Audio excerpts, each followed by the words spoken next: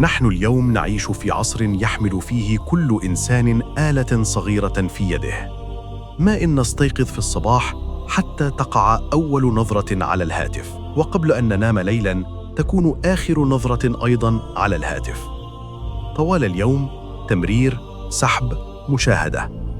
لكن السؤال هو: بعد كل هذا الوقت في المشاهدة، هل حصلنا على شيء؟ هل وجد قلبنا السكينة؟ هل وجد عقلنا الطمأنينة؟ هل وجدنا هدف الحياة؟ أم أن الوقت قد مضى فقط؟ نعم، نحن نشاهد الترفيه، نشاهد قصص الآخرين. سيارة جديدة لشخص، زواج جديد لآخر، منزل جديد لغيره. نشاهد كل شيء، لكن عندما ننظر إلى حياتنا نشعر أن هناك شيئاً مفقوداً. هناك نقص ما. القلب حزين، لأننا نسينا ما حدث قبل 1400 عام، توقفنا عن قراءته. كثير من الناس يظنون أن السيرة مجرد قصة حياة شخص واحد، لكن لا، السيرة هي التاريخ الكامل لمكة والمدينة. فيها أجواء مكة، كيف كان الناس يعيشون وماذا كانوا يعتقدون، كيف نزل الوحي لأول مرة وكيف استمع الناس إليه، ما الصعوبات التي جاءت وكيف كان الزمن الابتلاءات، رحلة الهجرة، ذلك الطريق الطويل والصعب من مكة إلى المدينة، كيف بني أول مسجد في المدينة، وكيف تأسست الأخوة، الغزوات، المعارك التي خيضت اضطراراً، فتح مكة، خطبة الوداع، تلك الرسالة الأخيرة للعالم كله. فكر في الأمر.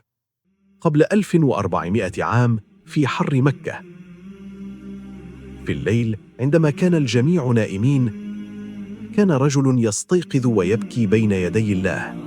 بكى من أجل هذه الأمة، من أجل معاناتنا، من أجل صعوباتنا، واليوم نحن من نفس الأمة. لقد توقفنا عن قراءة سيرته. ذلك الشخص الذي ذرف الدموع لأجلنا، ذلك الشخص الذي كان يسهر الليل يدعو لنا، ذلك الشخص الذي ترك بيته وأرضه وكل شيء من أجلنا. إن لم نقرأ حتى سيرته، فما أعظم الظلم من ذلك؟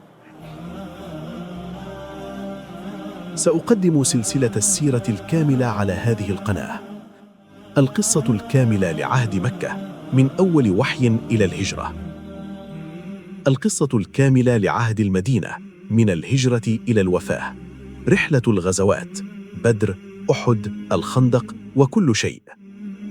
كل فيديو سيكون من 3 إلى 4 دقائق بالإنجليزية والعربية والأردية، مع مشاهد بصرية مقسمة إلى فصول من الميلاد إلى الوفاة. إذا كنت أيضاً تريد أن تتصل بتاريخك وأن تفهم ذلك العصر في مكة والمدينة الذي هو هويتنا، فاشترك في هذه القناة وشارك هذا الفيديو حتى يتعرف المزيد من الناس على تاريخهم.